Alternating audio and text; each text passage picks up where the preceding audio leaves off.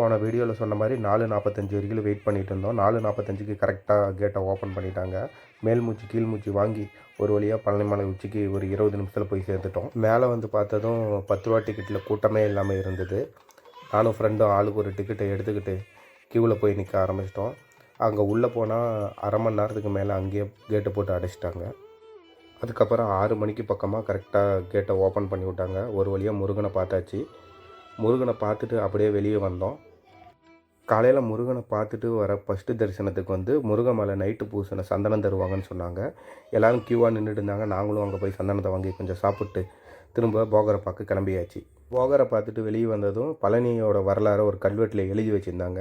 அந்த கல்வெட்டை ஒரு ஃபோட்டோவை ஒன்று பிடிச்சிக்கிட்டு கோயிலேருந்து வெளியே வந்து கிளம்ப ஆரம்பிச்சிட்டோம். பழனியில் வந்து ஃபோன் அலோடு இல்லைங்கிறதுனால நம்ம தெரியாமல் தான் ஒரு சில வீடியோலாம் எடுத்தோம். ப்ராப்பராக சில வீடியோலாம் எடுக்க முடியல. இருந்தாலும் அங்கே இருக்கிற செக்யூரிட்டிங்க ஃபோன் யூஸ் பண்ணாதீங்கன்னு சொல்லிக்கிட்டே தான் இருந்தாங்க. ஒரு சிலருக்கு வந்து பார்த்திங்கன்னா ஃபோனை பிடிங்க ஃபைனும் போட்டாங்க. ஃபைனலாக ஃபோனை காப்பாற்றிக்கிட்டு முருகனுக்கு ஒரு பாயை போட்டுட்டு கீழே இறங்க ஆரம்பிச்சிட்டோம்.